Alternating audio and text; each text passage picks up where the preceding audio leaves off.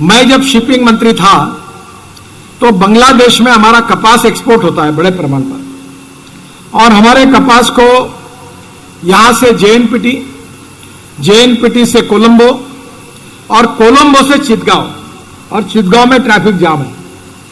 10-10, 15-15 दिन शिप खाली नहीं होता, तो एक कंटेनर का रेट 6 लाख रुपए तक गया हुआ है। तब मैं जब जलमार्ग मैंने बनाया वाराणसी टू हल्दिया 1350 किलोमीटर, तब मैंने वहां से बंगाल की खाड़ी है और वहां से ब्रह्मपुत्रा में भी मैंने जलमार्ग बनाया, ड्रेजिंग कर दिया, बराक में भी कर दिया। फिर बांग्लादेश के प्रधानमंत्री जी ने मुझे कहा कि नितिन जी इतना काम आपने किया है तो एक बार बांग्लादेश में 250 किलोमीटर ड्रेजिंग करके मुंगली पोर्ट भी बना दो। तो मैंने वहां भी वो भी बना के दिया। तब मेरे ध्यान में आया कि बांग्लादेश को हमारे 3 नदियां मिलती हैं, वो 3 नदियों के ड्रेजिंग को मैंने मंजूर किया और उसमें विदर्भ का बहुत बड़ा फायदा है। और वो फायदा यह है कि अब वर्धा के ड्राईपोर्ट से हमारे कंटेनर जेएनपीटी नहीं जाएंगे, हल्दिया जाएंगे, और हल्दिया से 250-250 कंटेनर बार्ज में डालकर हमारे बांग्लादेश के 3 रिवर पोर्ट है वहां जाएंगे।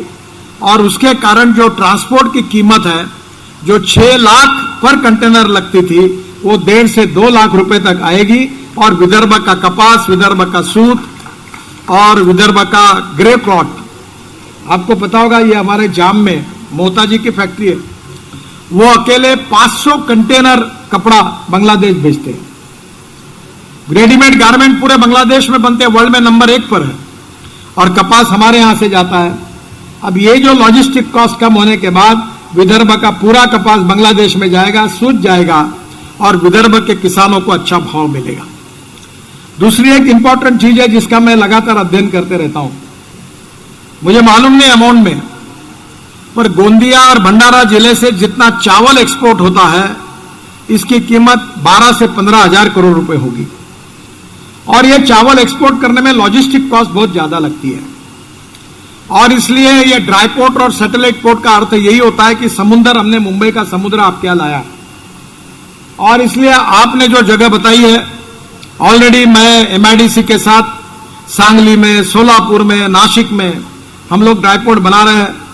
मुझे बहुत खुशी है कि आज आपने और मेंढे जी ने मांग की है, एमआईडीसी की जगह पर 200 एकड़ जगह आप दो।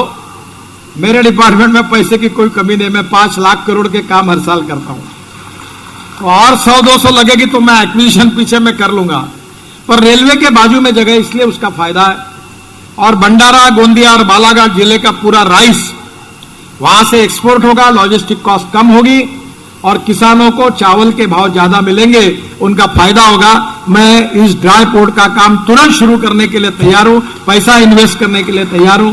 आप तुरंत मुझे वो जगह का, आप कलेक्टर से बात करिए और जल्दी दीजिए।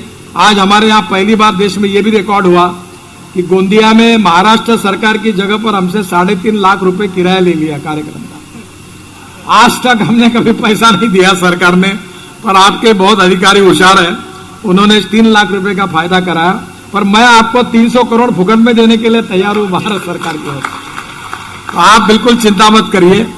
ये ड्राई पोर्ट का भूमि पूजन करने के लिए मैं आऊंगा, रिंग रोड और ड्राई पोर्ट के लिए मैं 6 महीने के अंदर भूमि पूजन के लिए आऊंगा। आप इसको थोड़ा जगह का तुरंत प्रपोजल भिजवा दीजिए। ये बात जरूर है कि मेरा एक सपना है, और वो सपना यह है कि इस देश का किसान देश के पेट्रोल डीजल का पर्याय दे।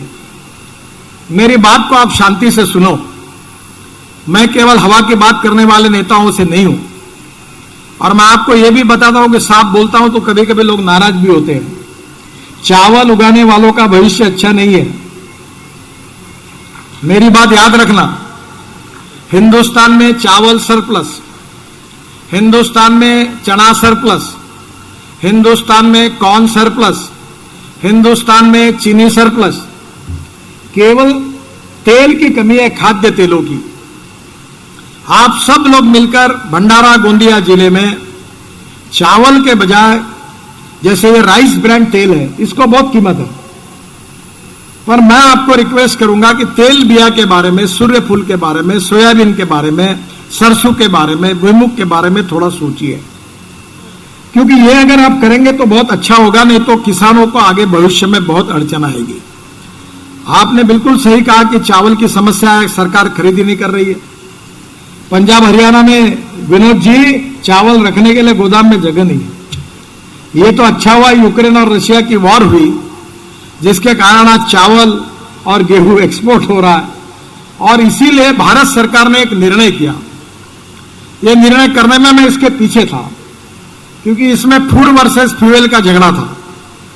मैंने प्रधानमंत्री को कहा कि देखो इसमें किसानों का हित है, और वो निर्णय ये किया कि इस देश का किसान केवल अब अन्नदाता नहीं बनेगा, इस देश का किसान ऊर्जादाता बनेगा।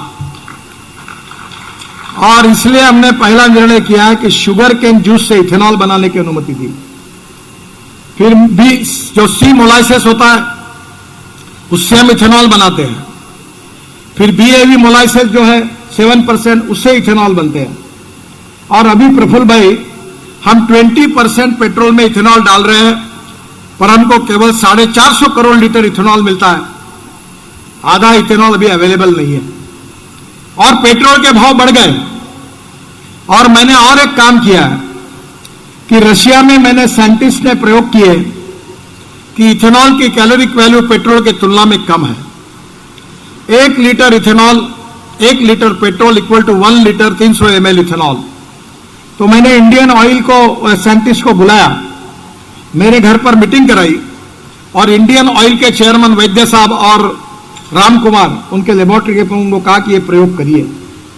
उनने कहा ये संभव नहीं होगा, बोला ट्राई करके देखिए। 3 महीने के बाद इंडियन ऑयल ने मुझे पत्र दिया, ये ट्रायल यशस्वी हुई।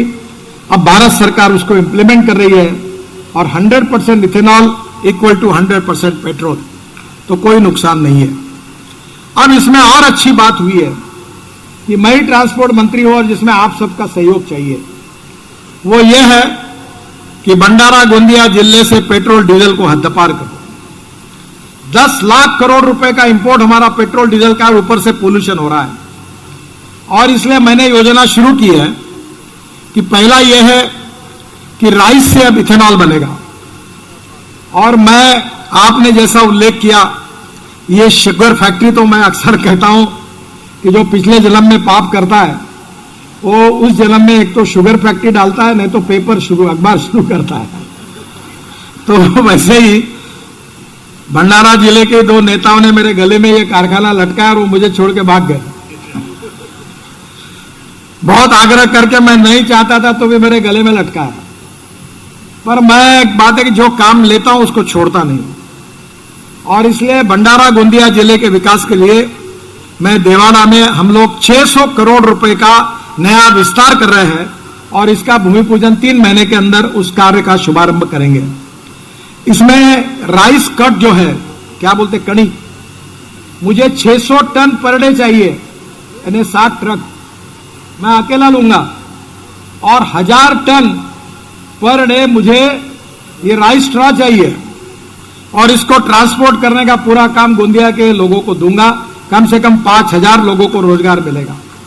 और कारखाने में डिफ्यूजर भी आ रहा है, 24 मेगावाट बिजली भी है, और इसके साथ साथ 5000 टन की कैपेसिटी इस कारखाने की हो रही है। जब से मैंने कारखाने लिए, हर साल 20 से 30 करोड़ का घाटा था। ये पहला साल आया कि जिसमें शुगर में फायदा हुआ, और हमने 22,000 टन चीनी इस बार एक्सपोर्ट की। पर यह बहुत बेकार धंधा है, पर जिसमें हाथ डाल दिया है, तो मैंने कभी किसानों के हितों के लिए हम पीछे हटे नहीं। आप सबके सहयोग से 600 करोड़ की इन्वेस्टमेंट करके ये जो 5000 टन शुगर केन का, ताकि गन्ना बढ़े यहां, उसके साथ 4 lakh litre per day ethanol का, और उसके साथ साथ ये जो आपका तनस है, इससे मैं बायो सीएनजी और बायो एलएनजी की भी फैक्ट्री डाल रहा हूं। मेरा खुद का ट्रैक्टर मैंने सीएनजी पे कन्वर्ट किया है, और एक ट्रैक्टर अगर डीजल का कन्वर्ट किया तो 1 लाख रुपए साल के बचते हैं। और साकोली तहसील ऐसी है महाराष्ट्र में जिसमें सबसे ज्यादा ट्रैक्टर अगर कोई तालुका में है तो वो साकोली में है। और मेरी इच्छा है कि जितने ट्रैक्टर वाले भंडारा गोंदिया जिले में है, उनका 1 लाख रुपए साल का बचे और प्रदूषण कम हो। और इसलिए तनस से ये सीएनजी और एलएनजी बनाने की योजना मैंने लाई है। ऑलरेडी एक फैक्ट्री कर्नाटक के उद्योग मंत्री के साथ, क्योंकि हम पैसे इन्वेस्ट नहीं कर पाए, तो पार्टनरशिप में डाल रहे, उसका काम शुरू हो गया है। और ये सीएनजी हमारे ट्रैक्टर पे चलने से हमारी बहुत बड़ी राहत मिलेगी। और नागपुर में तो सीएनजी और एलएनजी के पंप भी हमने डाल दिए, डीजल से कई गुना अच्छा फ्यूल है।